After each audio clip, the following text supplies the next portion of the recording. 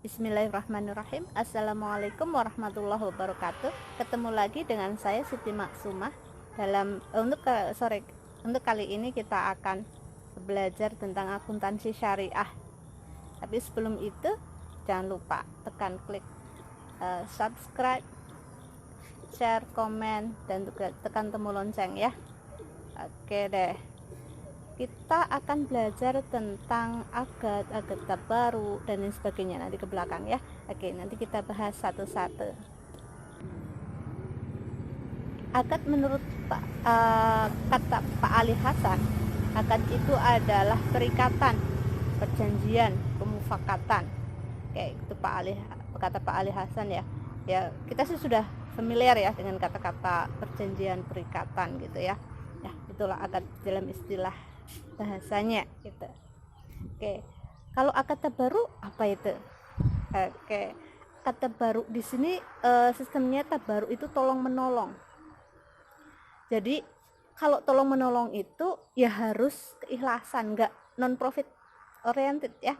Tidak ada niat untuk mendapatkan keuntungan di sini. Karena kita tolong menolong.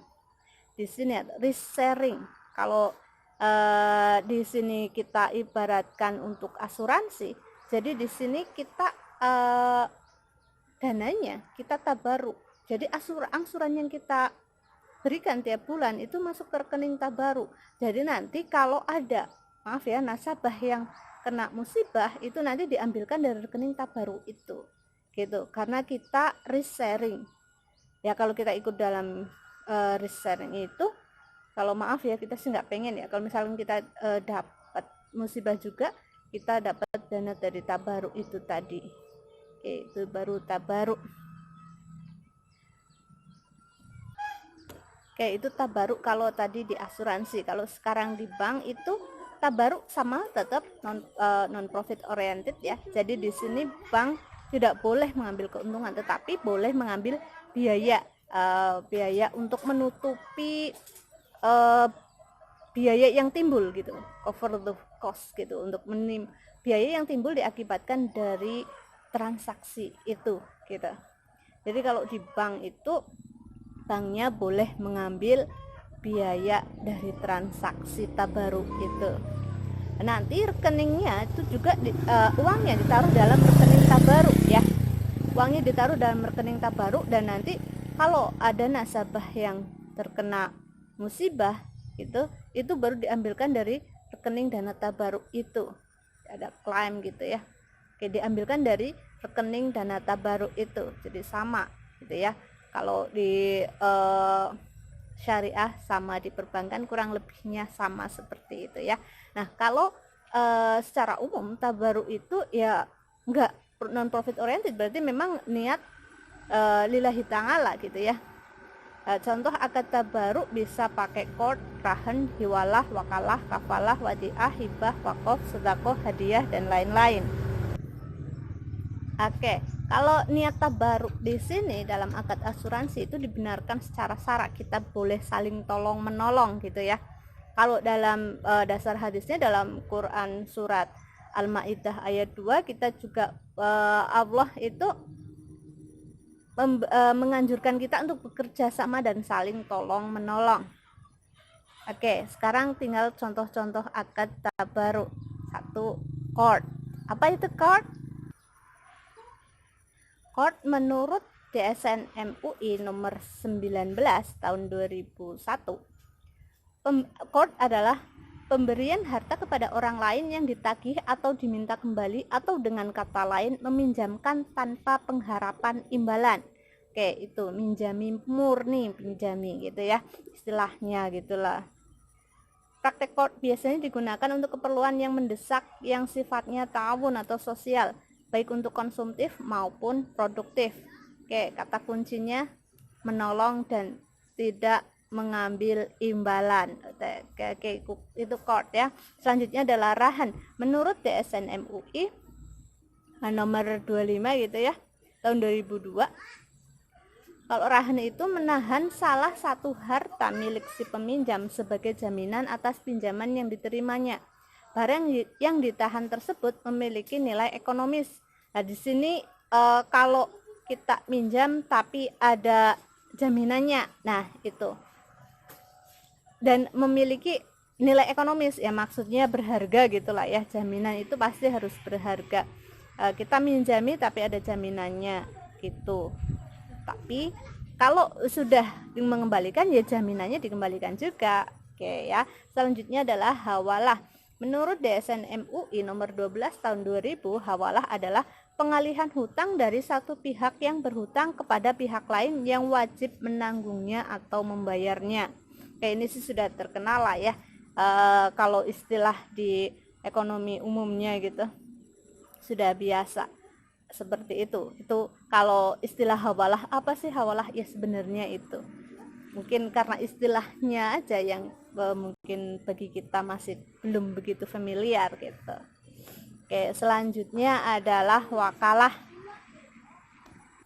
Menurut DSN MUI nomor 10 tahun 2000 gitu ya, wakalah adalah akad pemberian kuasa dari pemberi kuasa kepada penerima kuasa untuk melaksanakan suatu tugas atas nama pemberi kuasa.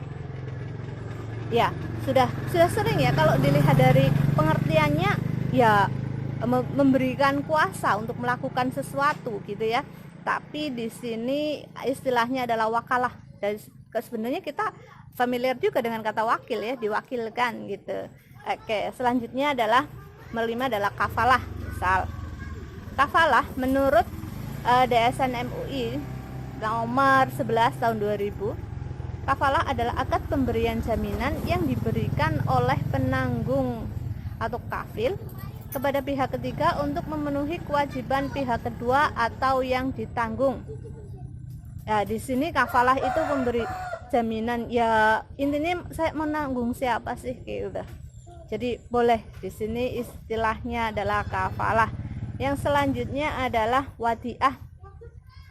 Wadiah menurut DSN MUI nomor 1 dan 2 tahun 2000, wadiah adalah akad seseorang kepada pihak lain dengan menitipkan suatu barang untuk dijaga secara layak. Wadiah itu titipan ya.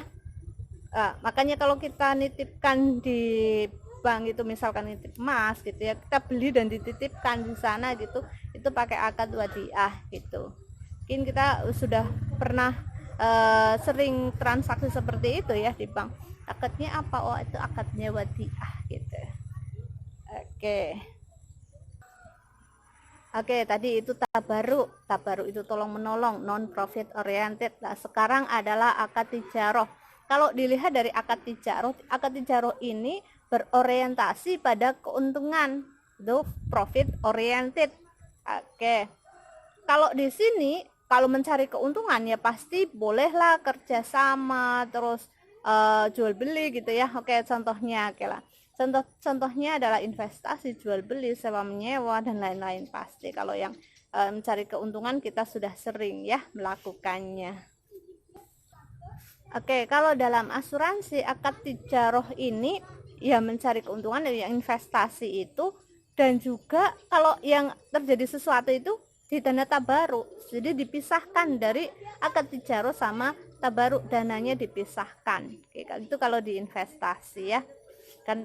Asuransi seperti itu ada bagian investasinya, caranya itu tadi.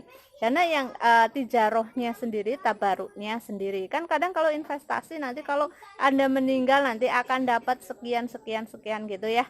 Kayak itu dibedakan antara tijaroh sama tabaruknya. Kalau terjadi sesuatunya itu diambil dari dana tabaruknya. Jadi setorannya sebenarnya dua, misalkan 1.200.000 untuk tabaruk, 800 untuk investasi begitu ya. Oke, untuk tijaroh ini dibagi dua ya nanti, natural certainly contract dan non natural uncertainly contract gitu ya. Ya pakai istilah Indonesianya yang gampang-gampangnya saja ya, istilahnya ya yang pasti dan tidak pasti, kontrak yang pasti dan kontrak yang tidak pasti. Keuntungannya dari dilihat dari sisi keuntungannya itu pasti dan tidak pastinya ya pasti. Oke, sekarang adalah kontrak yang certainly, yang pasti sudah pasti keuntungannya gitu ya.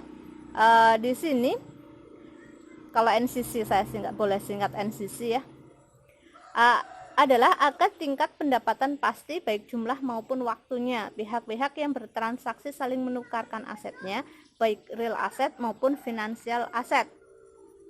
NCC juga disebut dengan akad keuntungan pasti, seperti yang saya sebutkan tadi, itu pengertiannya secara letternya, daripada nanti ada kesalahan, oh kok saya ngeresumnya seperti ini, oh beda, nggak masalah ya, intinya kita improvisasi dengan kalimat sendiri nggak masalah.